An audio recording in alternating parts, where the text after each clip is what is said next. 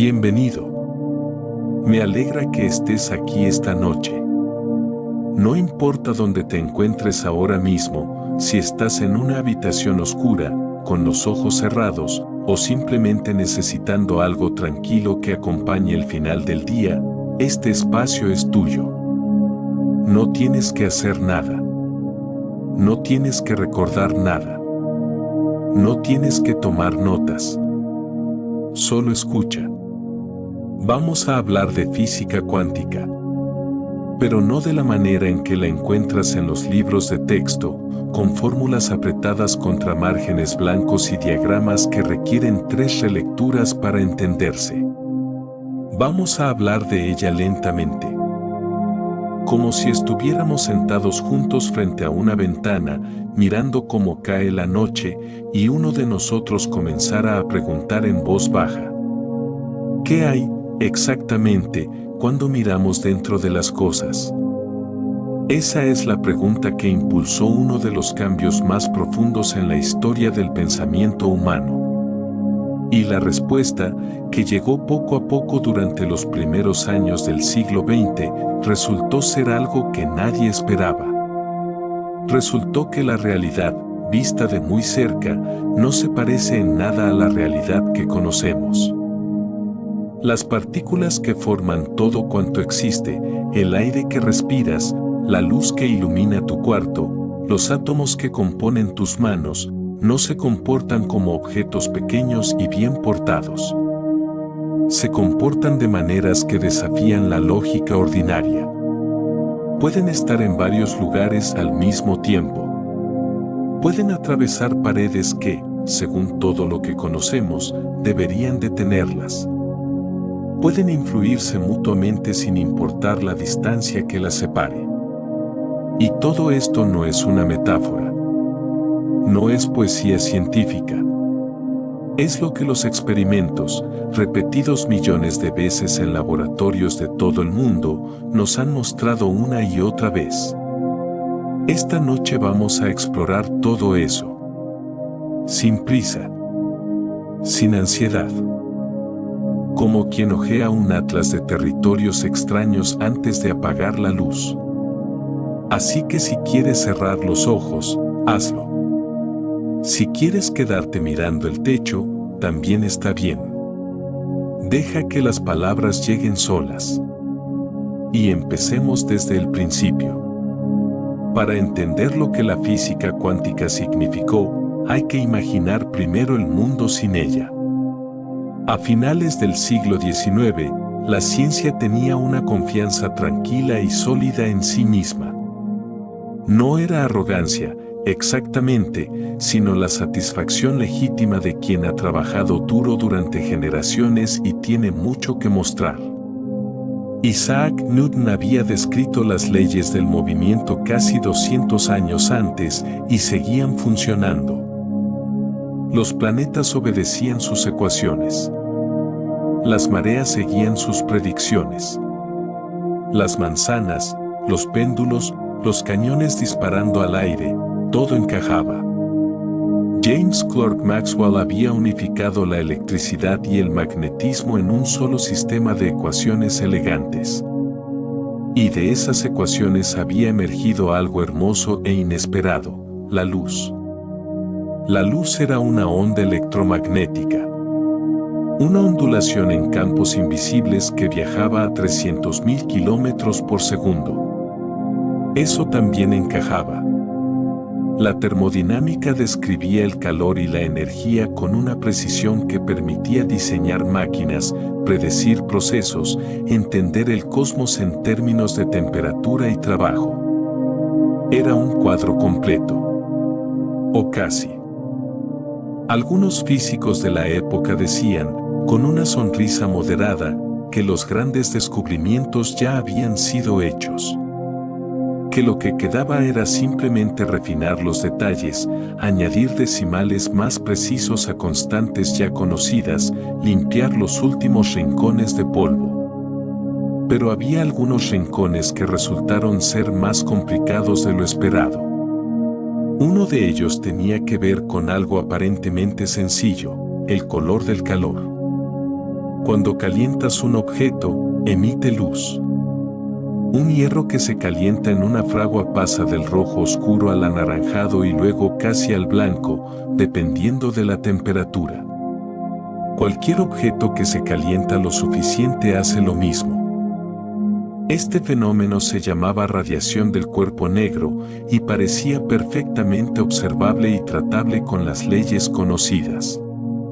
Pero cuando los físicos intentaban calcular exactamente cuánta energía debería emitir ese objeto caliente en cada longitud de onda, las matemáticas hacían algo extraño.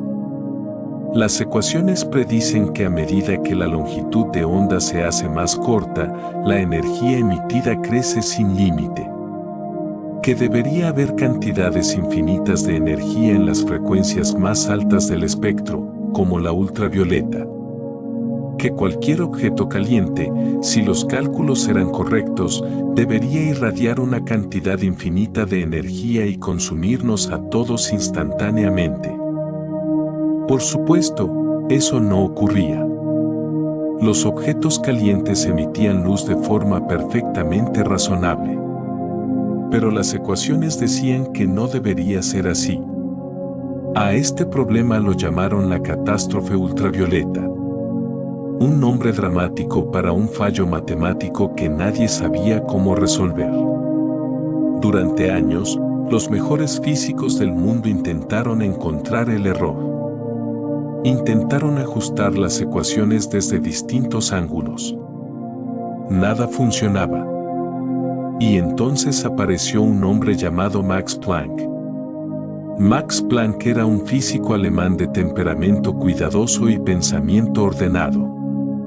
No era alguien que buscara revoluciones. De hecho, creía profundamente en la física clásica y en el orden que ésta prometía. Pero enfrentado al problema de la radiación del cuerpo negro, hizo algo que cambiaría todo. Decidió intentar que las matemáticas funcionaran, aunque eso significara asumir algo extraño. Lo que propuso en el año 1900 fue sutil, casi vergonzoso en su simplicidad. ¿Qué pasaría, se preguntó, si la energía no pudiera tomar cualquier valor? ¿Y si la energía, en lugar de fluir de manera continua como el agua de un río, llegara en pequeños paquetes discretos? Como monedas que no se pueden dividir a la mitad. A esos paquetes los llamó cuantos. Del latín quantum, que significa cuánto. Y estableció que el tamaño de cada paquete dependía de la frecuencia de la radiación. Las frecuencias más altas, como la ultravioleta, tendrían paquetes de energía más grandes. Tan grandes, de hecho, que se volvían difíciles de emitir. La energía del sistema no alcanzaba para producirlos en cantidad infinita. Cuando Planck introdujo esta idea en sus ecuaciones, el problema desapareció. Las predicciones matemáticas coincidieron exactamente con lo que se observaba en los experimentos. La catástrofe ultravioleta quedó resuelta. Pero Planck estaba incómodo con su propia solución. Porque aquello no era una explicación de cómo funcionaba el universo. Era un truco matemático. Una forma de hacer que los números se portaran bien sin entender del todo por qué. Planck pensaba que alguien más inteligente, con más tiempo, encontraría la verdadera razón. Que la cuantización de la energía era una herramienta temporal, un andamio provisional que se quitaría una vez construido el edificio real. No podía saber que el andamio era el edificio. Su constante, conocida hoy como la constante de Planck, es uno de los números más fundamentales de la naturaleza. Aparece en casi todas las ecuaciones de la mecánica cuántica. Define la escala en la que el universo deja de comportarse de manera clásica. Es pequeñísima, aproximadamente 6.626 por 10 elevado a menos 34 joules por segundo. Un número tan diminuto que en el mundo de los objetos cotidianos es absolutamente irrelevante. Pero en el mundo de los átomos y las partículas, ese número lo es todo. Con ese humilde valor, Planck había encendido una llama que tardaría décadas en revelar su verdadero alcance. No lo buscaba. No lo celebró con entusiasmo. Pero lo hizo. Y el universo ya nunca volvería a parecer tan ordenado como antes. 5 años después de que Planck publicara su solución al problema del cuerpo negro, llegó alguien que tomó aquella idea extraña y la hizo más extraña todavía. Albert Einstein, en 1905, se encontraba trabajando como empleado en una oficina de patentes en Berna, Suiza. Era un trabajo tranquilo que le dejaba tiempo para pensar.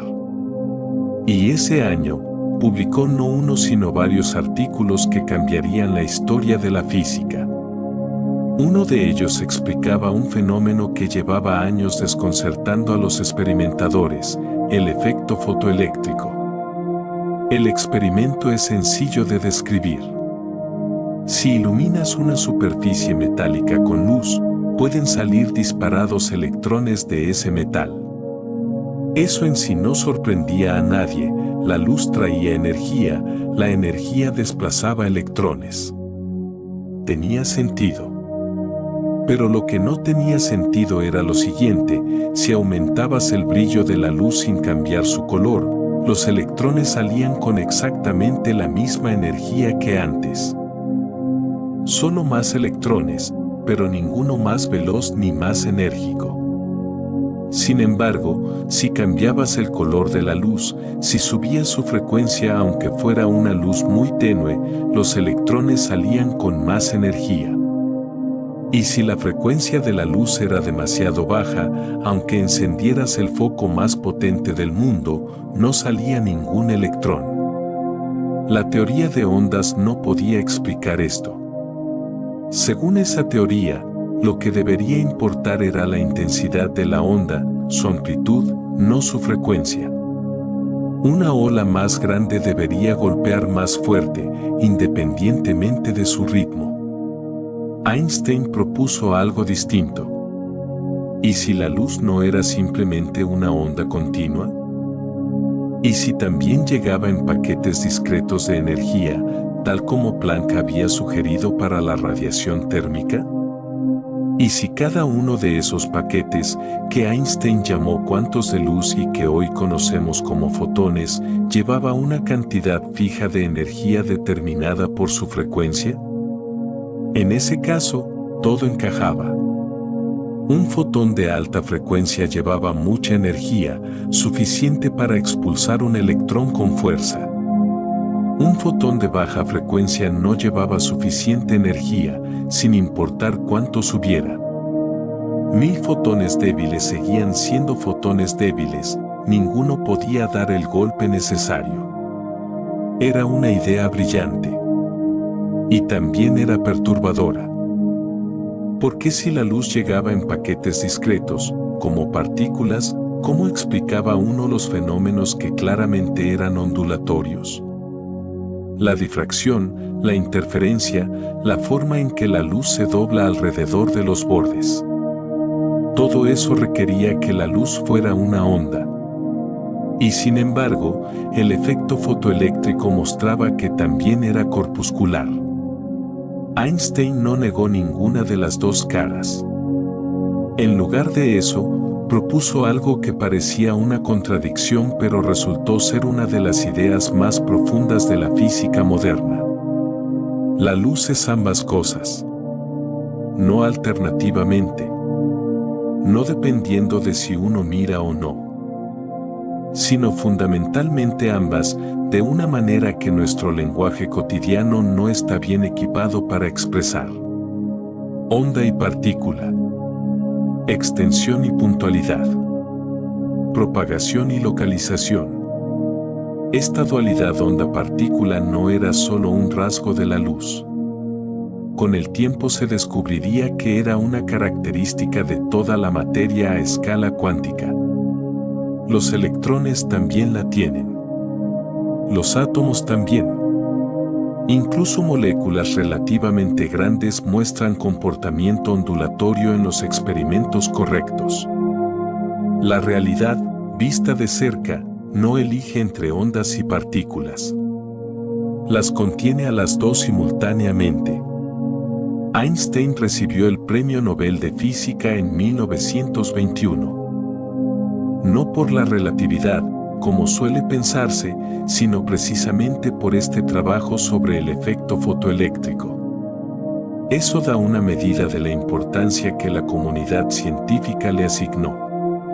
Y sin embargo, el propio Einstein pasaría el resto de su vida incómodo con las consecuencias de la física cuántica que él mismo había contribuido a fundar. Pero eso vendría después. Por ahora, la luz había revelado su primera gran ambigüedad. Y con ella, el universo había mostrado que tenía más niveles de complejidad de los que nadie había imaginado. Hay un experimento que los físicos suelen mencionar cuando quieren mostrar en qué punto el universo cuántico se separa definitivamente del sentido común. No requiere grandes aceleradores ni equipos sofisticados. En su forma más básica, solo necesita una fuente de luz y dos ranuras en una pantalla. Pero lo que revela es, en cierto sentido, lo más desconcertante que la ciencia ha descubierto jamás. Comencemos con algo familiar. Imagina que lanzas piedras pequeñas hacia una pared con dos aperturas. Algunas piedras pasan por la apertura de la izquierda, otras por la de la derecha. Al otro lado, en una pantalla que registra los impactos, se forman dos grupos de marcas, uno frente a cada apertura. Exactamente lo que esperarías. Ahora imagina que en lugar de piedras lanzas agua. El agua pasa por las dos aperturas al mismo tiempo y, al otro lado, las dos corrientes de agua se encuentran e interfieren entre sí. Donde las crestas de ambas olas coinciden, se refuerzan. Donde una cresta coincide con un valle, se cancelan. El resultado es un patrón de bandas alternas, zonas de mucha agua y zonas de poca agua. Ese es el patrón de interferencia. Es la firma de las ondas. Ahora llega la parte extraña. Si haces el mismo experimento con fotones, con partículas de luz individuales, y colocas una pantalla sensible al otro lado, ¿qué esperas ver? Dos grupos de puntos, como las piedras. Eso sería lo lógico. Pero lo que aparece, después de que suficientes fotones han pasado, es el patrón de interferencia. Las bandas alternas. La firma de las ondas. Incluso si envías los fotones de uno en uno, con suficiente tiempo entre cada uno para que nunca estén dos simultáneamente en vuelo, el patrón sigue apareciendo. Como si cada fotón individual, solo en el espacio, pasara por las dos rendijas al mismo tiempo e interfiriera consigo mismo. Eso ya es suficientemente extraño. Pero hay más. Los físicos, comprensiblemente curiosos, decidieron mirar. Colocaron detectores junto a las rendijas para saber por cuál pasaba cada fotón. Querían resolver el misterio: ¿realmente el fotón pasa por las dos a la vez, o es que simplemente no sabemos por cuál pasó? Y cuando pusieron los detectores y encendieron el aparato, el patrón de interferencia desapareció. Con los detectores activos, los fotones se comportaban como partículas ordinarias. Pasaban por una rendija o por la otra. Al otro lado, formaban dos grupos de puntos. Sin interferencia. Cuando apagaban los detectores, el patrón de interferencia volvía. No importaba el diseño del detector. No importaba si alguien miraba la pantalla.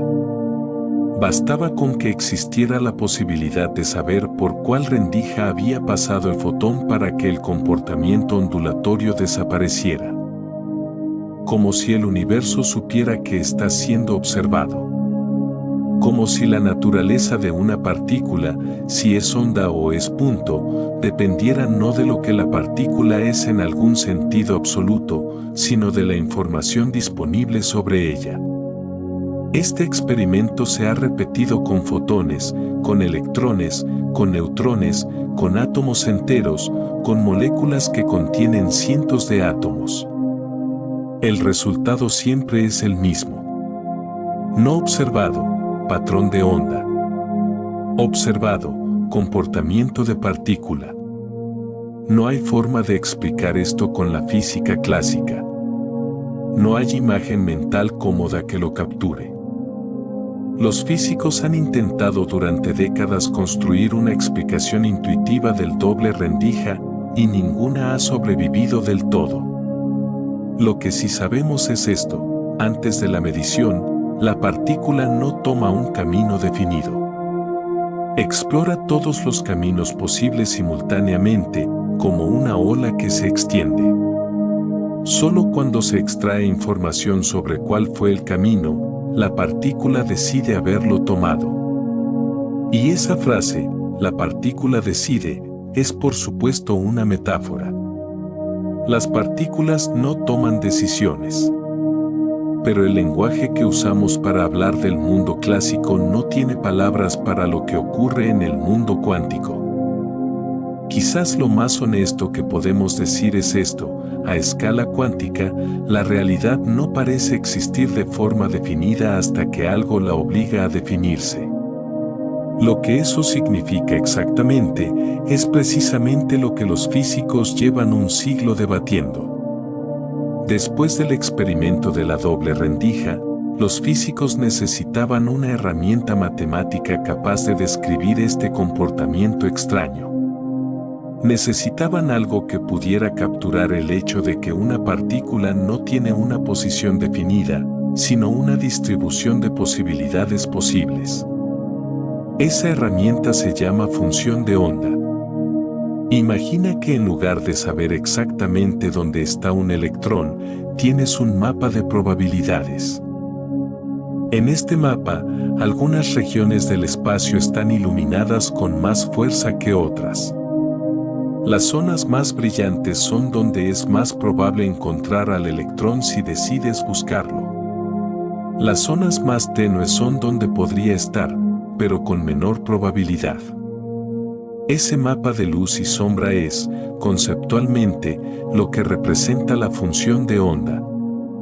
Es una nube de posibilidades. Una distribución de probabilidades flotando en el espacio antes de que se realice ninguna medición. La función de onda no dice el electrón está aquí. Dice si miras aquí, la probabilidad de encontrarlo es tal. Si miras allá, la probabilidad es cual. No describe una realidad fija, sino un abanico de realidades potenciales, cada una con su peso probabilístico. En 1926, el físico austríaco Erwin Schrödinger escribió la ecuación que describe cómo evoluciona esa función de onda a lo largo del tiempo. La ecuación de Schrödinger es uno de los pilares de la mecánica cuántica. Dice cómo se modifica, cómo se extiende o se contrae, cómo oscila la nube de probabilidades de un sistema cuántico. Lo que es notable de esta ecuación es su precisión. Con ella se puede calcular la estructura de los átomos, la forma en que los electrones se distribuyen alrededor de los núcleos, las energías que pueden tener. Y las predicciones coinciden con los experimentos de manera asombrosa. Pero la ecuación también revela algo filosóficamente inquietante. Mientras nadie mide, la función de onda evoluciona de manera suave y continua, como cualquier onda. Se extiende, interfiere consigo misma, sigue las leyes que Schrödinger escribió. Pero cuando alguien mide, cuando se hace una pregunta al sistema cuántico y se extrae una respuesta, la función de onda colapsa. La nube difusa se condensa en un punto. La distribución de probabilidades se convierte en un resultado concreto. ¿Cómo ocurre ese colapso? ¿Por qué ocurre? ¿Qué lo provoca? Esas preguntas no tienen respuestas simples. La ecuación de Schrödinger describe la evolución suave, pero no el colapso. El colapso es, en muchos sentidos, el mayor misterio de la mecánica cuántica. Por ahora, dejemos que la imagen de la función de onda se asiente despacio. Una nube de posibilidades, flotando en el espacio. Una distribución de lo que podría ser antes de convertirse en lo que es.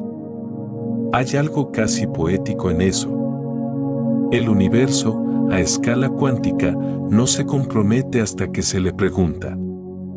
En 1927, un joven físico alemán llamado Werner Heisenberg hizo un descubrimiento que va más allá de la física y toca algo profundo sobre los límites del conocimiento.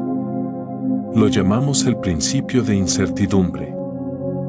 En el mundo cotidiano, puedes saber dónde está algo y cómo se mueve al mismo tiempo. Un coche en la autopista tiene una posición y una velocidad. Un pájaro en vuelo está en un lugar y se dirige en una dirección. Conocer ambas cosas simultáneamente no solo es posible, es normal. El principio de Heisenberg dice que en el mundo cuántico, eso tiene un límite fundamental. Cuanto más precisamente conoces la posición de una partícula, menos precisamente puedes conocer su momento, que es una medida de su movimiento. Y cuanto más precisamente conoces su momento, más borrosa se vuelve su posición. No es que nuestros instrumentos sean torpes. No es que la tecnología todavía no esté a la altura. Es que el universo no permite ambas precisiones simultáneamente.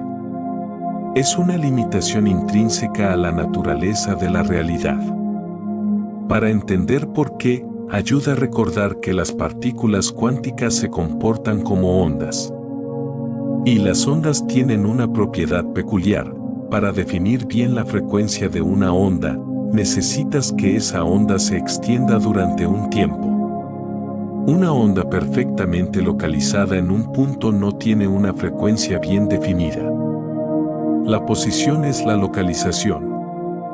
El momento está relacionado con la frecuencia de la función de onda. Localizar perfectamente la posición requiere que la función de onda sea muy estrecha, pero eso hace que su componente de frecuencia sea muy difusa. Y una función de onda con frecuencia bien definida debe ser ancha, lo cual hace que la posición sea imprecisa. No es una coincidencia ni un accidente matemático. Es la naturaleza de las ondas. Este principio tiene consecuencias que van mucho más allá de los laboratorios. Explica, por ejemplo, por qué los electrones no caen dentro de los núcleos atómicos. Si un electrón estuviera confinado en el diminuto volumen del núcleo, su posición estaría muy bien definida, demasiado bien definida. Y eso significa que su momento sería enormemente incierto, lo que implica que tendría una energía inmensa y aleatoria. Esa energía lo expulsaría del núcleo inmediatamente. Los átomos son estables en parte porque el principio de incertidumbre no les permite otra opción. También explica por qué el vacío no es nunca completamente vacío, pero eso lo exploraremos más adelante. Hay algo filosóficamente notable en el principio de Heisenberg.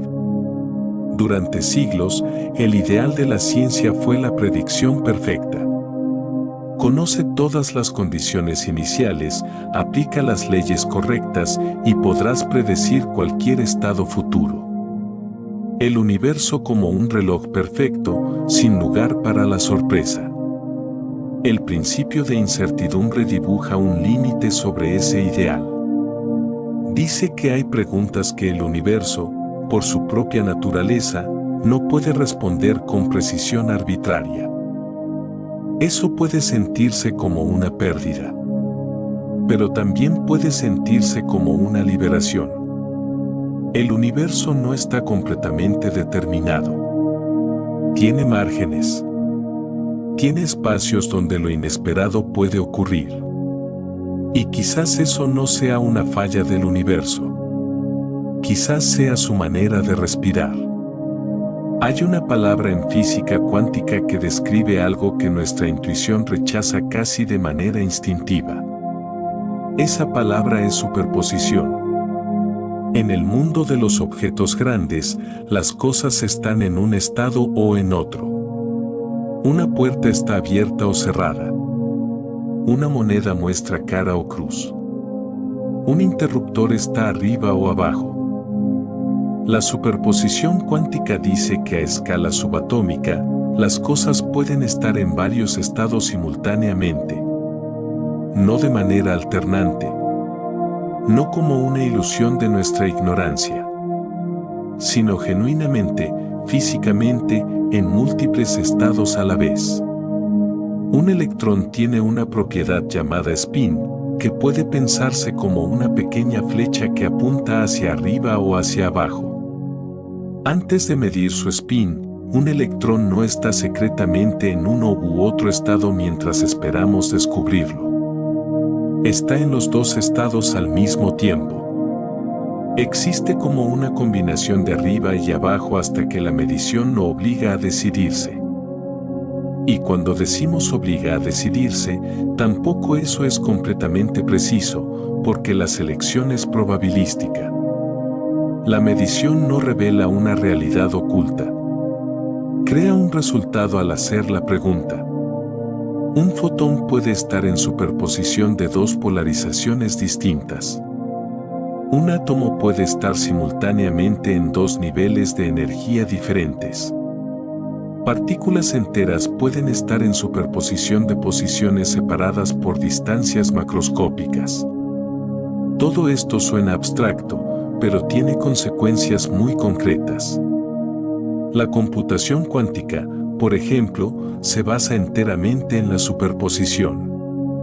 Las computadoras clásicas procesan información en bits que son 0 o 1. Las computadoras cuánticas usan qubits, unidades de información que pueden estar en superposición de 0 y 1 simultáneamente. Eso significa que mientras una computadora clásica explora las posibilidades una por una computadora cuántica puede explorar muchas posibilidades en paralelo, no porque tenga más velocidad, sino porque la información cuántica tiene una riqueza que la información clásica no puede igualar. Un qubit en superposición no es ni 0 ni 1. Es algo cualitativamente diferente de cualquier estado clásico. Pero la superposición es frágil. Cualquier interacción con el entorno, cualquier perturbación, tiende a destruirla. Esto se llama decoherencia y es uno de los mayores desafíos prácticos de la computación cuántica, mantener los qubits aislados del mundo exterior el tiempo suficiente para que la computación tenga sentido. La superposición también plantea preguntas filosóficas que todavía no tienen respuesta definitiva. Si una partícula puede estar en varios estados a la vez, ¿qué dice eso sobre la naturaleza de la realidad? ¿La realidad es múltiple antes de la observación? ¿O simplemente es indeterminada? ¿Es la superposición una descripción de lo que hay, o solo de lo que podemos saber? Diferentes interpretaciones de la mecánica cuántica ofrecen respuestas distintas. Pero todas coinciden en esto: la superposición no es una curiosidad marginal ni un efecto raro que se produce en condiciones extremas. Es el comportamiento normal de la materia a escala cuántica. El mundo clásico que vemos, con sus objetos sólidos y estados definidos, emerge de millones de partículas en superposición interactuando con su entorno hasta que la imagen se vuelve, estadísticamente, nítida. La solidez del mundo visible es real, pero descansa sobre un sustrato de posibilidades superpuestas que nunca termina de resolverse del todo. En los años 30 del siglo pasado, mientras los físicos debatían qué significaba exactamente la mecánica cuántica, Owen Schrödinger, el mismo hombre cuya ecuación describía la evolución de la función de onda, propuso un experimento mental que se convertiría en el más famoso de toda la física. No lo propuso para mostrar algo maravilloso del universo cuántico. Lo propuso para mostrar algo absurdo. La idea era esta. Imagina una caja cerrada. Dentro de la caja hay un gato. Y junto al gato hay un átomo radiactivo, un detector que puede captar si el átomo se desintegra y un mecanismo que, si el detector se activa, libera una sustancia que termina con la vida del gato. La desintegración radiactiva es un proceso cuántico. Un átomo radiactivo puede desintegrarse en cualquier momento y la mecánica cuántica nos dice que, antes de medirlo, el átomo está en superposición de los estados desintegrado y no desintegrado. Pero si el átomo está en superposición, ¿qué pasa con el detector conectado a él? También debería estar en superposición. ¿Y el mecanismo? ¿Y la sustancia? ¿Y el gato? Según la mecánica cuántica aplicada de manera estricta, el gato debería estar también en superposición. Vivo y muerto al mismo tiempo. Hasta que alguien abra la caja y observe. Schrödinger no pretendía que esto fuera una descripción correcta del mundo real.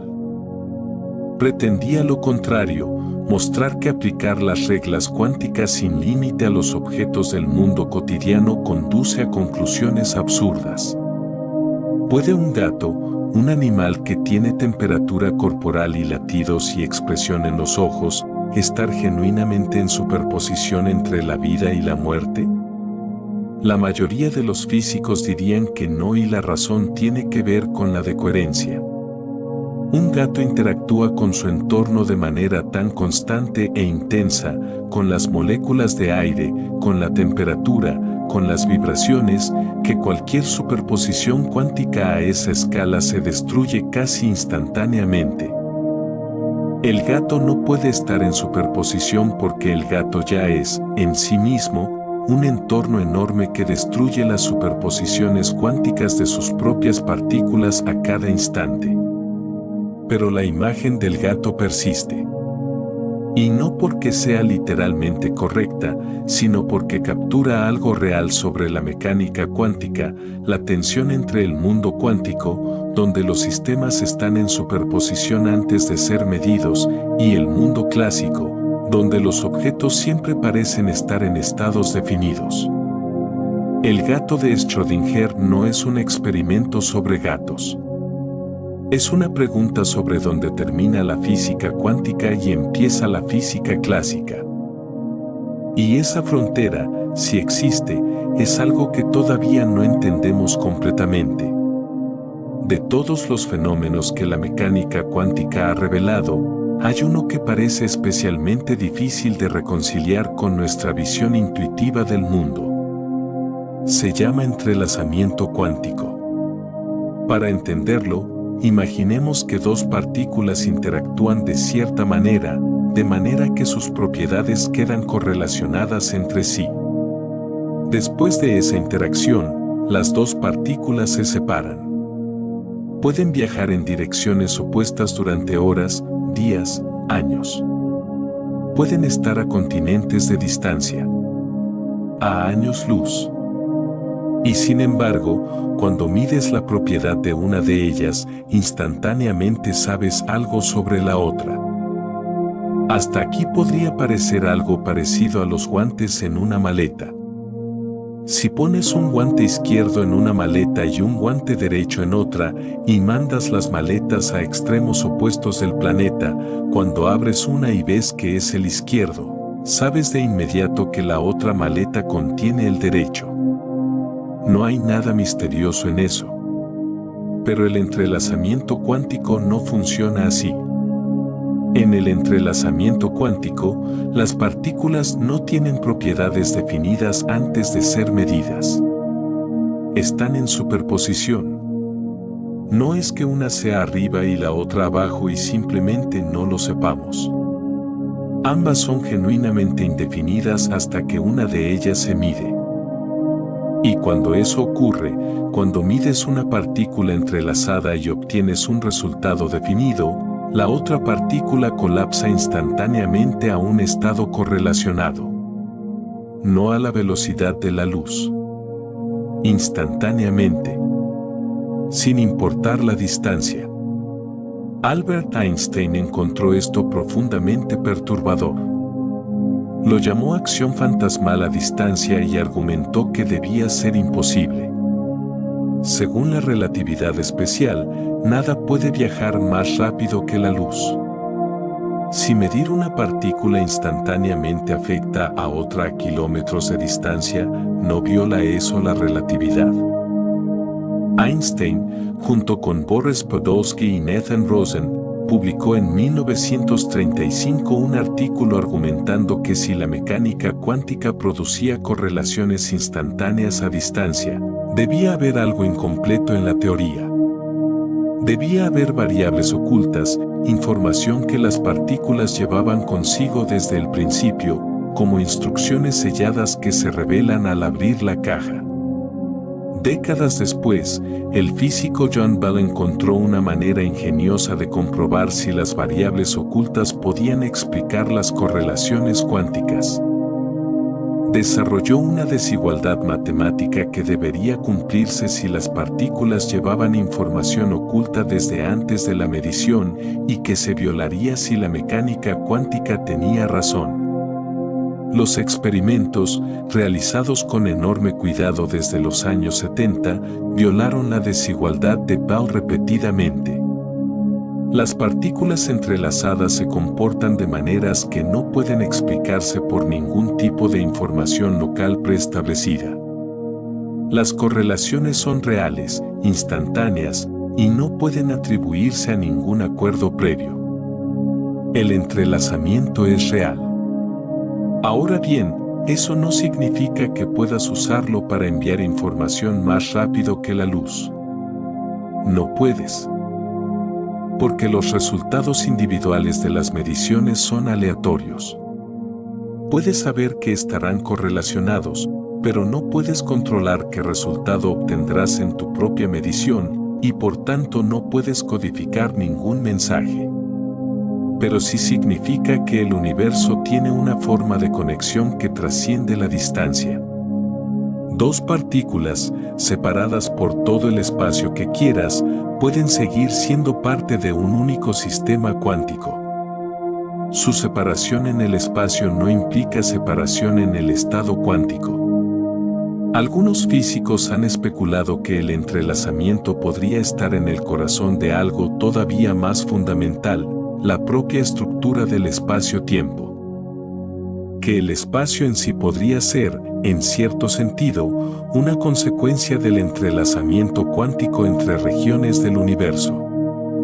Esa es una idea todavía en desarrollo, todavía especulativa. Pero el hecho de que sea tomada en serio por físicos serios dice mucho sobre cuán profundas pueden ser las implicaciones del entrelazamiento. El universo está más interconectado de lo que parece. Quizás infinitamente más. Imagina que estás en un valle entre dos montañas. Quieres llegar al otro lado, pero no tienes energía suficiente para escalar la montaña. En el mundo clásico, el asunto es simple, no puedes cruzar. Te quedas donde estás. En el mundo cuántico, la historia es diferente. Hay un fenómeno llamado efecto túnel cuántico por el cual una partícula puede atravesar una barrera de energía incluso cuando, según los cálculos clásicos, no debería tener suficiente energía para hacerlo. No escala la barrera. La atraviesa. Como si la montaña, en algún sentido, no fuera completamente opaca. ¿Cómo es posible? La respuesta está en la función de onda. Recuerda que la función de onda de una partícula no termina abruptamente en el borde de una barrera. Se extiende dentro de la barrera, debilitándose exponencialmente pero sin llegar a cero. Si la barrera es lo suficientemente delgada, la función de onda puede emerger al otro lado con una amplitud no nula. Y donde hay amplitud de función de onda, hay probabilidad de encontrar la partícula. Así que hay una probabilidad, pequeña pero real, de que la partícula aparezca al otro lado de la barrera sin haber atravesado el interior de manera clásica.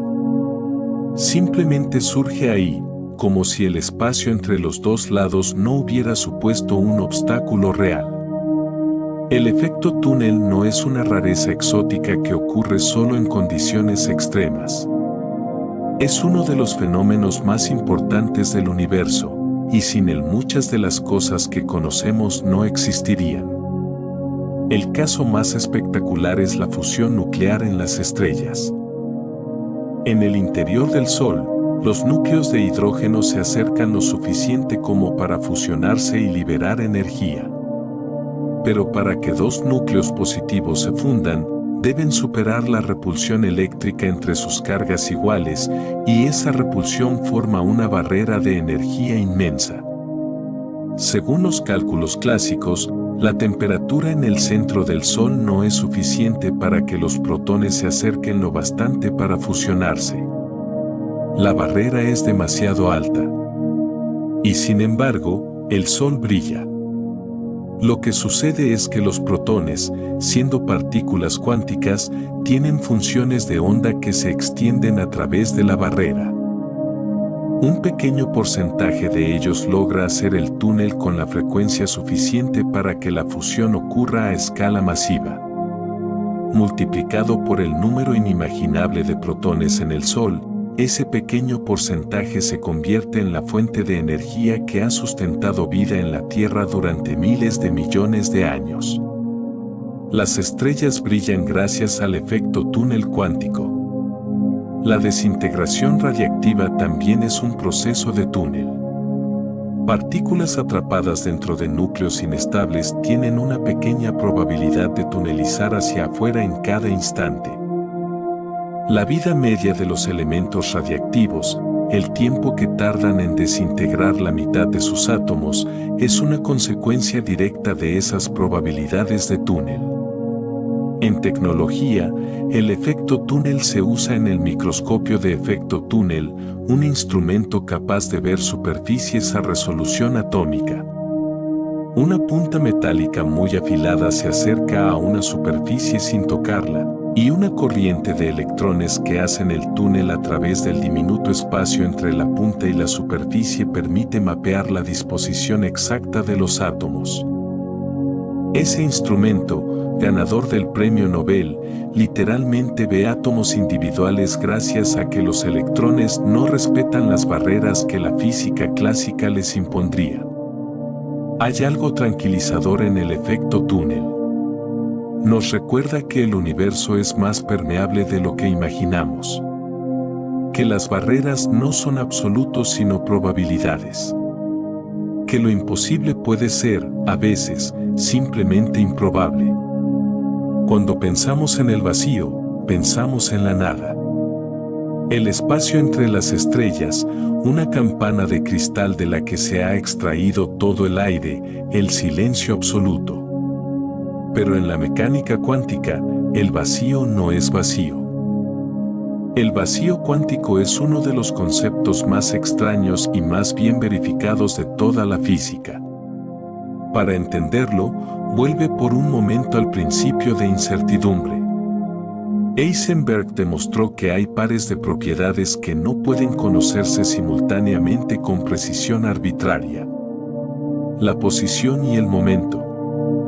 Y también la energía y el tiempo. Esto significa que incluso en una región del espacio perfectamente aislada, incluso donde se han eliminado todas las partículas y no hay ninguna fuente de energía externa, la energía de ese vacío no puede ser exactamente cero. Porque si fuera exactamente cero, la conoceríamos con precisión perfecta. Y el principio de incertidumbre prohíbe eso. Lo que ocurre en su lugar es que el vacío fluctúa. La energía sube y baja constantemente, de manera aleatoria, a escalas de tiempo y espacio absolutamente diminutas. Y esas fluctuaciones de energía pueden crear pares de partículas. Se llaman partículas virtuales. Un par de ellas, digamos un electrón y un positrón, pueden aparecer espontáneamente de la nada, existir durante un tiempo extremadamente corto y luego aniquilarse mutuamente y desaparecer de nuevo. En el intervalo entre su aparición y su desaparición, violan temporalmente la conservación de energía.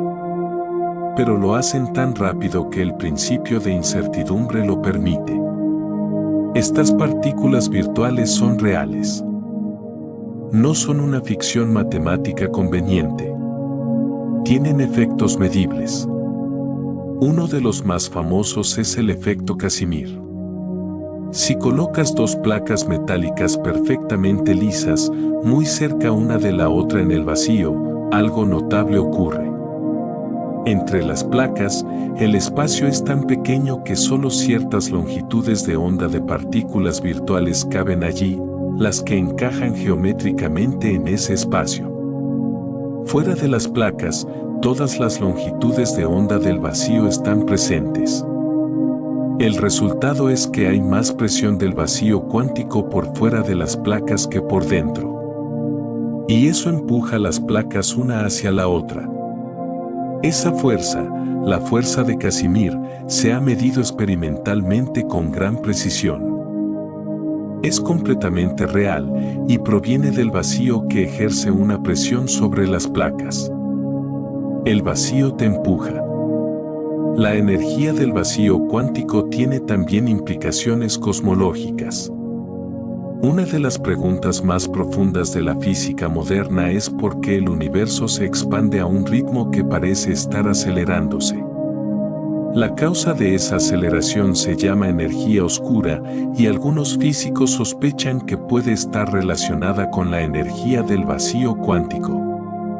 Pero aquí hay un problema enorme. Cuando los físicos calculan cuánta energía debería tener el vacío cuántico según los principios de la mecánica cuántica, obtienen un número que es radicalmente distinto al que los astrónomos observan para la energía oscura. La diferencia es de unos 120 órdenes de magnitud. Es, coloquialmente, la peor predicción de la historia de la física. Nadie sabe cómo resolver esta discrepancia. Y eso nos dice que a pesar de todo lo que la mecánica cuántica ha conseguido, todavía hay misterios profundos que esperan ser comprendidos. Pero lo que el efecto Casimir y las partículas virtuales nos muestran es inequívoco. El vacío no está vacío. La aparente nada entre las cosas es, en realidad, un mar agitado de fluctuaciones, de posibilidades que aparecen y desaparecen, de energía que bulle bajo la superficie de la realidad observable. El silencio tiene una textura. Hemos hablado varias veces de algo que ocurre en el momento de la medición, el colapso de la función de onda. Es el momento en que la nube de probabilidades se convierte en un resultado definido, en que todas las posibilidades superpuestas colapsan a una sola realidad concreta. ¿Pero qué es exactamente lo que provoca ese colapso? Esa pregunta ha generado más debate filosófico en la física del siglo XX que casi cualquier otra. La mecánica cuántica, en su formalismo matemático, no da una respuesta directa. La ecuación de Schrödinger describe la evolución continua de la función de onda, pero el colapso en sí no aparece en esa ecuación. El colapso es algo que se añade como una regla adicional, casi como un postulado separado. Cuando se realiza una medición, la función de onda colapsa a uno de sus estados posibles, con probabilidades dadas por el cuadrado de la amplitud. ¿Pero qué cuenta como medición? ¿Cuándo exactamente ocurre el colapso? ¿Lo provoca el aparato de medición? ¿La interacción con cualquier objeto físico? ¿La presencia de un observador consciente? Diferentes personas han respondido estas preguntas de maneras diferentes y las respuestas no son solo técnicas sino profundamente filosóficas. Algunos han argumentado que el colapso no necesita un observador consciente. Cualquier interacción irreversible con el entorno, cualquier registro de información en el mundo físico, es suficiente para inducir el colapso. En este sentido, el papel del observador es solo un nombre para cualquier sistema que registra el estado cuántico de otro sistema. Otros han sugerido que el colapso es real en un sentido físico profundo, que algo ocurre de verdad en ese momento que va más allá de lo que la ecuación de Schrödinger puede describir, y que quizás necesitamos una física nueva para explicarlo. Y otros, como veremos enseguida, han propuesto que el colapso no existe en absoluto. Lo que sí sabemos con certeza es que el colapso tiene consecuencias prácticas perfectamente bien definidas. Cuando medimos un sistema cuántico, obtenemos un resultado. Ese resultado es aleatorio, distribuido según las probabilidades de la función de onda. Y después de la medición, el sistema se comporta como si estuviera en el estado que encontramos. El colapso, sea lo que sea en sentido fundamental, funciona. Y eso, por ahora, es suficiente para construir tecnología, para predecir experimentos, para avanzar. Pero la pregunta de qué está ocurriendo realmente en ese instante, que es el colapso en su naturaleza más profunda, sigue abierta. Y es quizás la pregunta más bella que la física cuántica nos ha dejado. Una de las cosas más fascinantes de la mecánica cuántica es que, aunque todos los físicos están de acuerdo sobre las predicciones matemáticas, hay profundo desacuerdo sobre qué significa esa matemática. Las diferentes respuestas a esa pregunta se llaman interpretaciones de la mecánica cuántica, y hay varias que vale la pena conocer, cada una con su propia belleza y sus propios problemas. La interpretación de Copenhague es la más antigua y la más utilizada en los libros de texto. Fue desarrollada principalmente por Niels Bohr y Werner Heisenberg en los años 20. Según esta interpretación, la función de onda no describe la realidad tal como es, sino la información disponible sobre un sistema. Preguntar qué está haciendo un electrón antes de medirlo es una pregunta sin sentido. Solo tiene sentido hablar de lo que se observa cuando se interactúa con el sistema. La interpretación de Copenhague es pragmática. Funciona. Permite hacer predicciones con extraordinaria precisión. Pero deja sin responder preguntas que muchos físicos consideran fundamentales: ¿qué hay realmente ahí antes de la medición? Bohr respondía a esas preguntas con una mezcla de sabiduría y paciencia. El papel de la física no es describir la naturaleza tal como es, sino describir lo que podemos decir sobre ella. La interpretación de muchos mundos. En 1957, el físico Hugh Abercrombie propuso una alternativa radical. ¿Y si la función de onda nunca colapsa?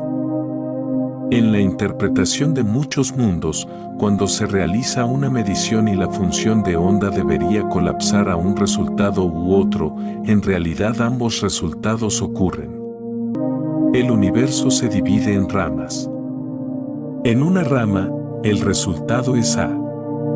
En otra rama, el resultado es B. Todas las ramas son igualmente reales. No hay colapso. Solo ramificación. Esta interpretación tiene la virtud de ser matemáticamente elegante, nunca necesita añadir el colapso como una regla adicional. La ecuación de Schrödinger lo describe todo. Pero tiene un costo, un número inimaginablemente grande de universos paralelos, ramificándose en cada interacción cuántica en cada rincón del cosmos. ¿Son reales todas esas ramas? ¿Podemos acceder a ellas? ¿Cómo entendemos la probabilidad en un universo donde todo ocurre? Son preguntas difíciles. Pero la interpretación de muchos mundos sigue teniendo seguidores serios entre los físicos. Variables ocultas y la teoría piloto. Einstein creía que la mecánica cuántica debía estar incompleta, que debería haber variables ocultas, información adicional que las partículas llevan consigo y que determina los resultados de las mediciones, aunque no la conozcamos. El físico David Bohm desarrolló en los años 50 una teoría en esta línea. En su formulación, las partículas tienen posiciones reales y definidas en todo momento, y son guiadas por una onda piloto que evoluciona según la ecuación de Schrödinger. Esta interpretación reproduce todas las predicciones de la mecánica cuántica estándar, pero requiere que la onda piloto actúe de manera no local, afectando a partículas distantes instantáneamente. Los experimentos de Bohm demostraron que cualquier teoría de variables ocultas debe ser no local. Y eso es algo difícil de aceptar para muchos físicos. Decoherencia.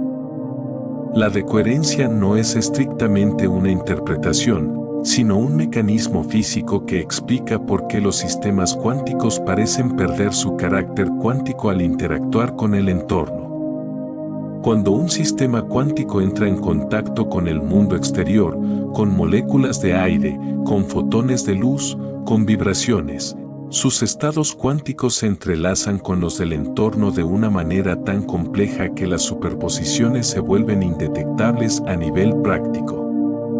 La decoherencia no resuelve completamente el problema de la medición, porque no explica por qué obtenemos un resultado específico en lugar de otro.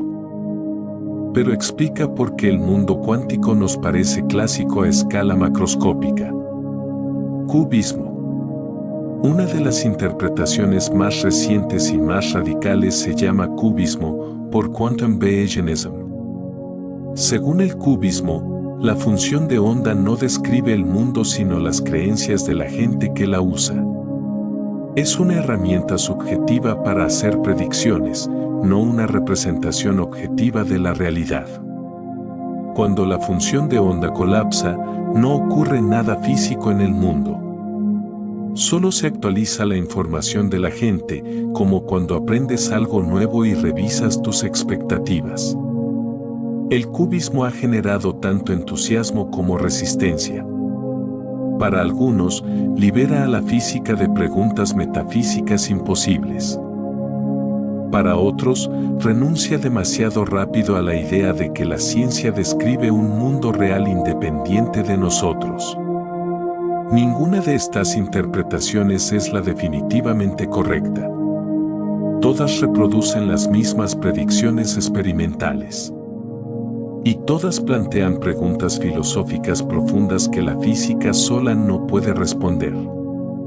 Quizás eso no sea un fracaso de la física. Quizás sea un signo de que estamos enfrentando algo genuinamente nuevo, algo que requiere no solo mejores experimentos sino nuevas maneras de pensar sobre qué es la realidad. Hasta ahora hemos hablado de partículas, electrones, fotones, protones.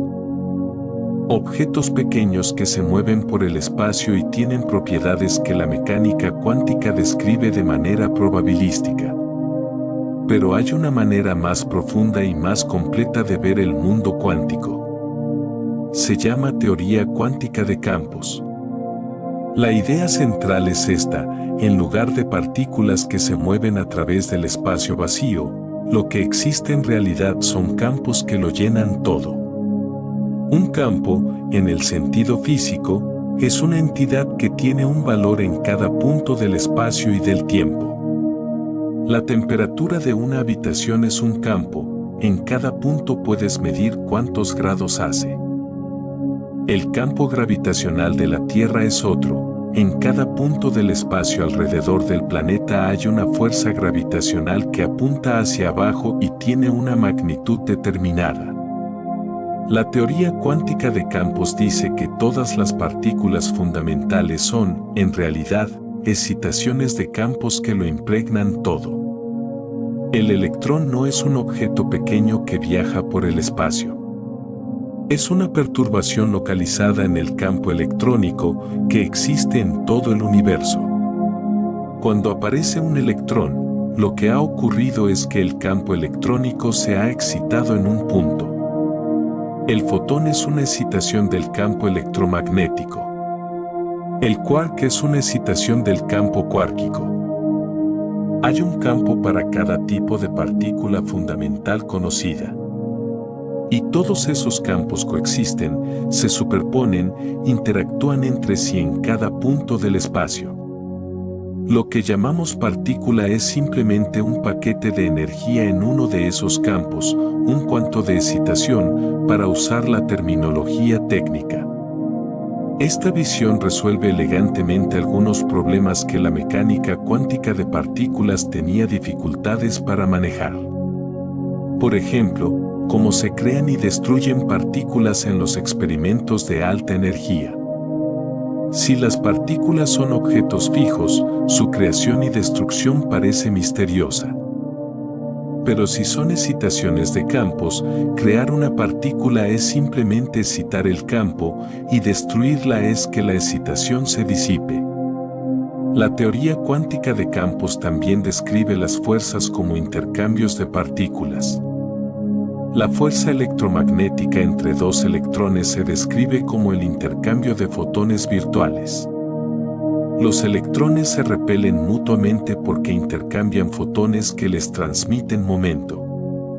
La fuerza nuclear fuerte, que mantiene unidos a los quarks dentro de los protones y neutrones, se describe como el intercambio de partículas llamadas gluones. Todo en la naturaleza, a nivel fundamental, son campos interactuando mediante el intercambio de sus cuantos. La formulación más precisa de esta visión se llama el modelo estándar de partículas y es una de las teorías más exitosas de la historia de la ciencia. Con ella se han predicho fenómenos con una precisión de 1 parte en 1000 millones, verificados experimentalmente. El modelo estándar describe 17 partículas fundamentales, incluyendo los quarks, los leptones como el electrón y el neutrino, y las partículas portadoras de fuerza como el fotón y el gluón. La última pieza en ser confirmada fue el bosón de Higgs, en 2012, en el Gran Colisionador de Hadrones del CERN en Ginebra. El campo de Higgs tiene la particularidad especial de ser el responsable de dar masa a muchas otras partículas.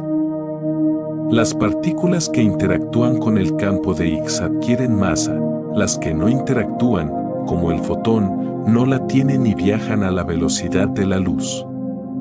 Es un cuadro asombroso. Todo cuanto existe, desde la luz de las estrellas hasta las moléculas de tu cuerpo, son excitaciones de campos cuánticos interactuando en el espacio y el tiempo. No eres un conjunto de partículas. Eres un patrón de excitaciones en varios campos superpuestos, organizado de una manera suficientemente estable y compleja para pensar, sentir y preguntarse a sí mismo qué es. La mecánica cuántica ha tenido un éxito extraordinario.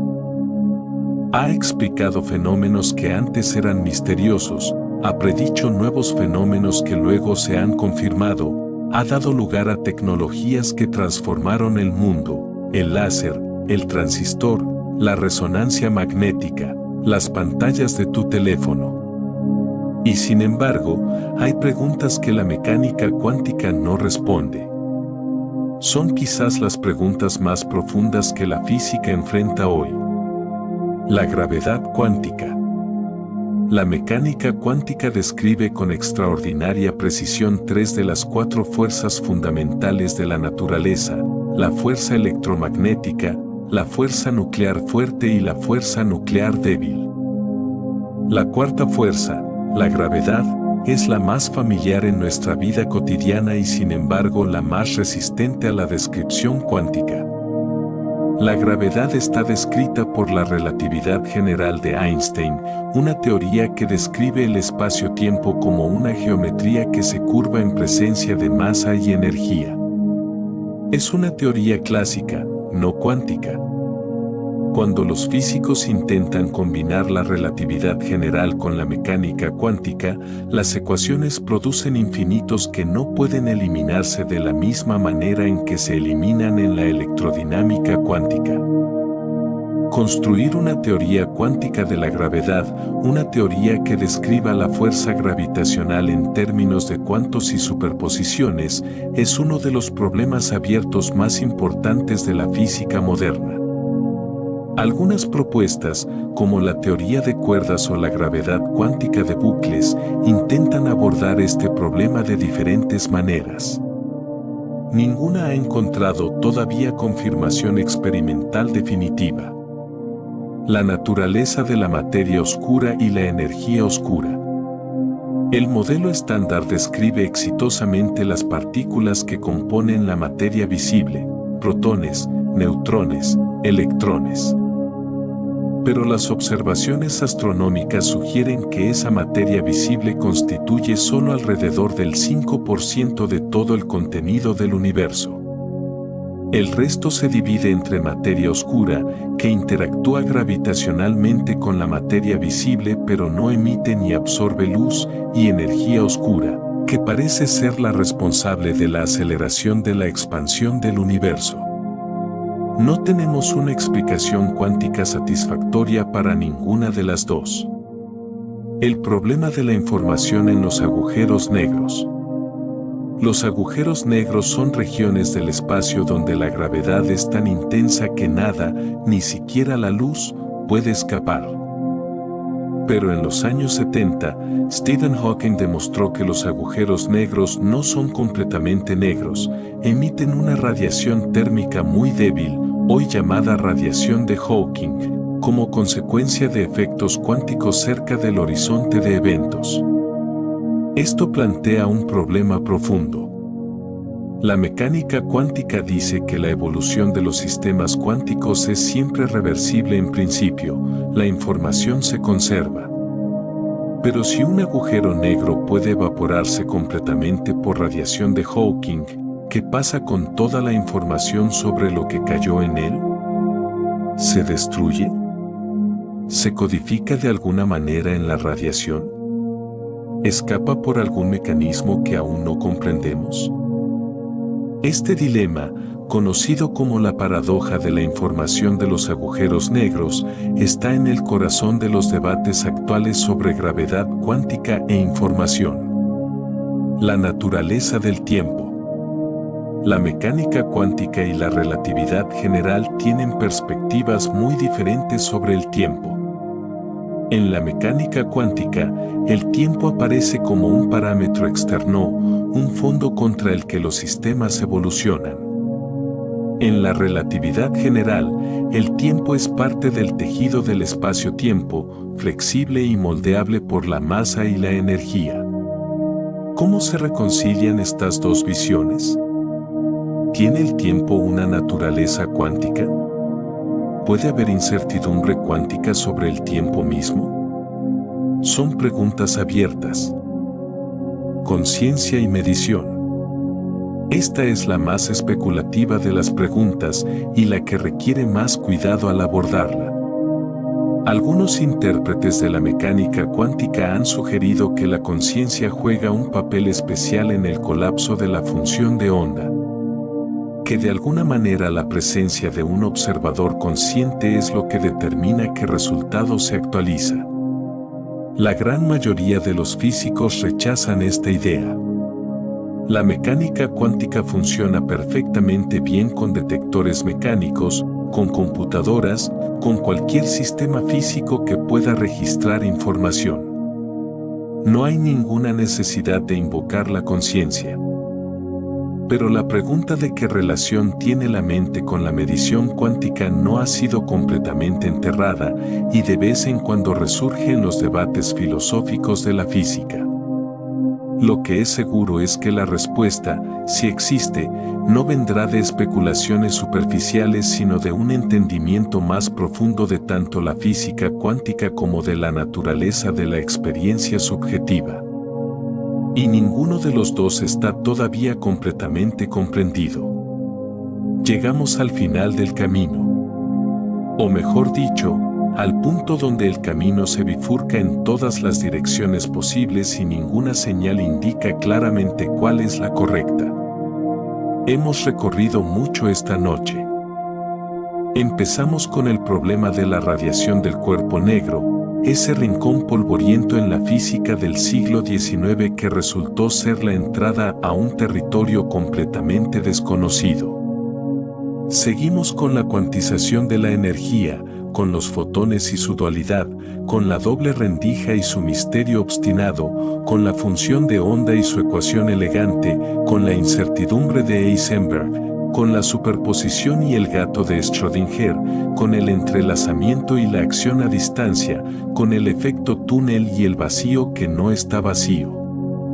Y en cada paso, el universo resultó ser más extraño de lo que esperábamos.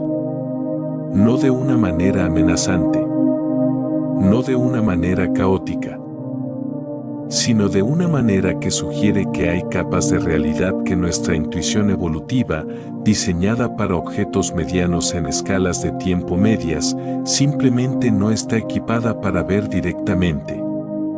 ¿Qué es la realidad, entonces, desde la perspectiva de la física cuántica? Una respuesta honesta es: no lo sabemos con certeza. Sabemos con gran precisión que predice la mecánica cuántica. Los experimentos confirman esas predicciones con asombrosa exactitud. Pero la pregunta de qué está ocurriendo debajo de esas predicciones, cuál es la ontología del mundo cuántico, que existe y cómo existe antes de que hagamos preguntas sobre ello, sigue abierta. Hay algo profundamente humillante en eso, y al mismo tiempo profundamente emocionante. Humillante porque significa que nuestra intuición más básica sobre lo que existe, la idea de que las cosas tienen propiedades definidas independientemente de si alguien las mira, puede estar equivocada. O al menos incompleta. Emocionante porque significa que el universo tiene más profundidad de la que jamás imaginamos. Que debajo de la superficie familiar de rocas, árboles, estrellas y manos, hay un sustrato de realidad que obedece reglas completamente diferentes. Que el viaje hacia la comprensión no ha terminado, que ni siquiera está cerca de terminar. Hay una idea que recorren muchas de las discusiones sobre los fundamentos de la mecánica cuántica, la información. Quizás lo fundamental no son las partículas, ni los campos, ni las ondas. Quizás lo fundamental es la información. La capacidad de responder preguntas. La posibilidad de obtener conocimiento. Si eso es así, el universo no sería primordialmente un conjunto de objetos que chocan y se mueven.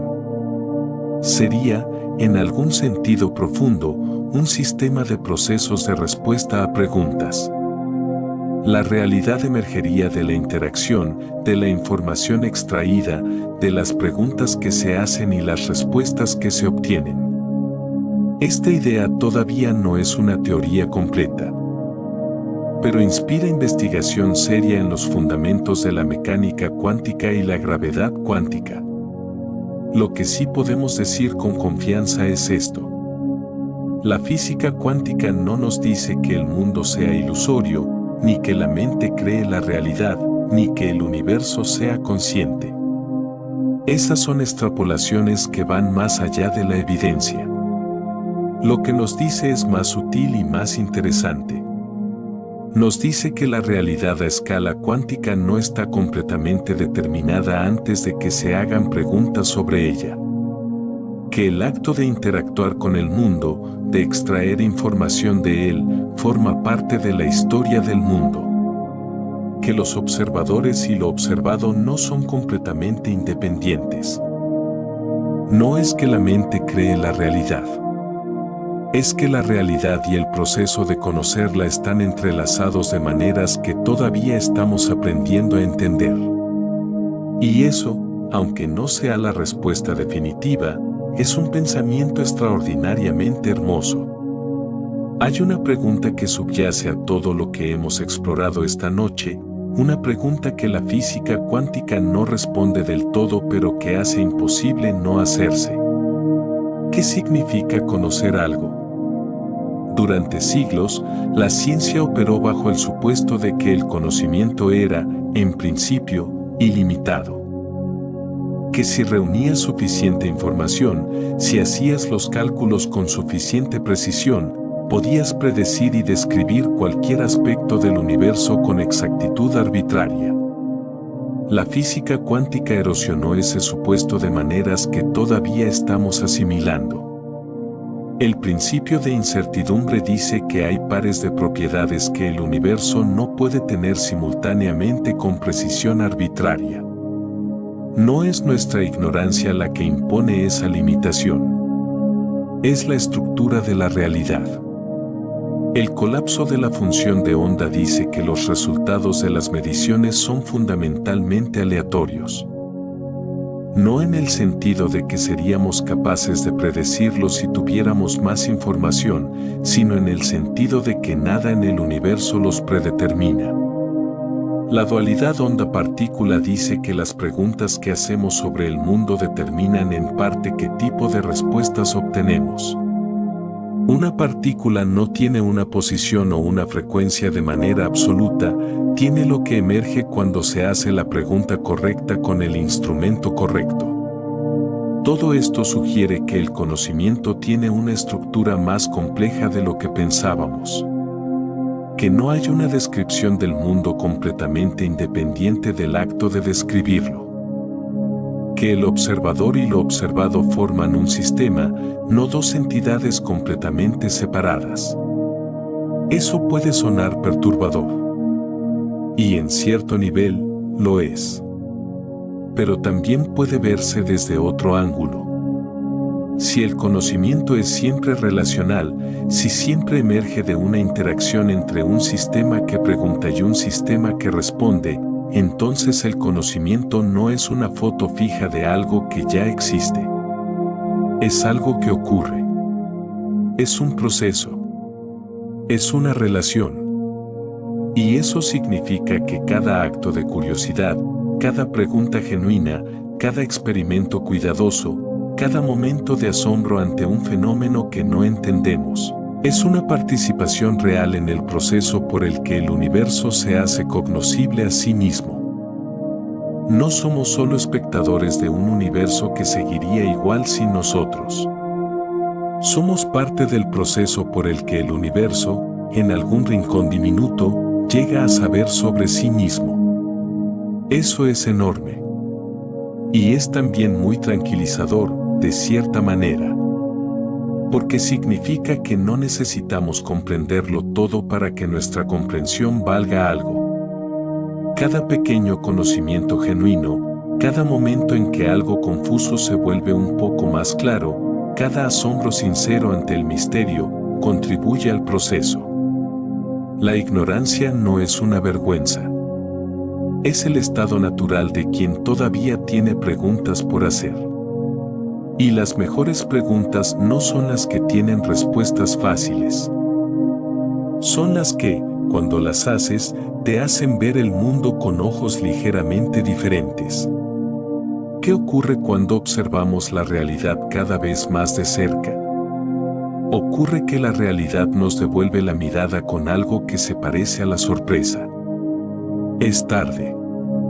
O quizás no. Quizás estás escuchando esto en el tren por la mañana, o en un parque al atardecer, o tumbado en algún lugar que ya empieza a parecerte demasiado cómodo para seguir despierto. Wherever you are, da igual. Hemos viajado mucho esta noche. Hemos visitado laboratorios donde la luz se comporta como nadie esperaba. Hemos observado experimentos donde las partículas parecen saber si alguien las está mirando. Hemos explorado el vacío que no está vacío, los campos que lo impregnan todo, el entrelazamiento que conecta lo separado, el túnel que atraviesa lo que debería ser impenetrable. Y en cada paso, el universo resultó ser más rico, más extraño, más sorprendente de lo que anticipábamos. Hay una tentación, cuando uno aprende sobre física cuántica, de sentirse pequeño. El universo es inimaginablemente vasto.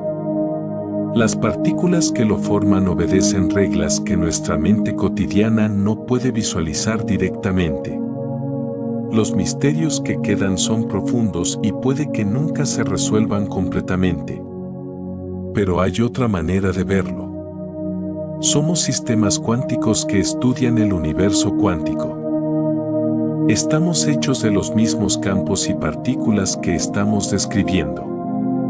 Las mismas leyes que rigen el electrón rigen también los átomos de tu cerebro que están, en este momento, procesando estas palabras.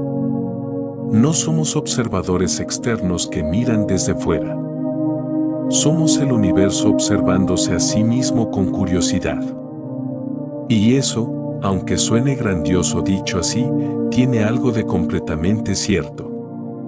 La física cuántica no nos da certezas absolutas sobre la naturaleza profunda de la realidad. No nos dice qué hay ahí afuera de manera independiente de cualquier observación. Nos dice, con precisión extraordinaria, qué ocurre cuando preguntamos, cuando medimos, cuando interactuamos. Y quizás eso sea suficiente. Quizás vivir con preguntas abiertas, con misterios que invitan en lugar de intimidar, con la humildad de saber que no todo puede saberse, sea una forma más honesta de estar en el mundo que la falsa seguridad de creer que ya entendemos todo. La física cuántica, más que ninguna otra disciplina, nos enseña a estar cómodos con la incertidumbre. No la incertidumbre del miedo o de la ignorancia descuidada, sino la incertidumbre serena de quien sabe que el universo es más grande que sus categorías y que eso no es una derrota sino una invitación permanente. Esta noche, en algún laboratorio del mundo, alguien está ajustando un experimento que quizás revele algo nuevo. En algún despacho, alguien está llenando páginas con ecuaciones que intentan conectar la gravedad con la mecánica cuántica. En algún lugar, hay preguntas que todavía no se han hecho y respuestas que nadie anticipa. Y eso significa que la historia no ha terminado. El universo sigue siendo sorprendente. Nosotros seguimos preguntando. Y mientras sigamos haciendo eso, seguiremos formando parte de una de las aventuras más extraordinarias que el universo ha permitido, la aventura de entender, aunque sea parcialmente, aunque sea provisionalmente, aunque sea con asombro y humildad, la naturaleza de lo que somos y dónde estamos. Gracias por acompañarme esta noche. Que el descanso sea bueno. Y si en algún momento entre el sueño y la vigilia te preguntas qué eres exactamente, hecho de partículas en superposición, campos que vibran, átomos entrelazados con el cosmos desde el principio del tiempo, deja que esa pregunta flote un momento antes de disolverse en la oscuridad. El universo puede esperar hasta mañana. Por ahora, descansa.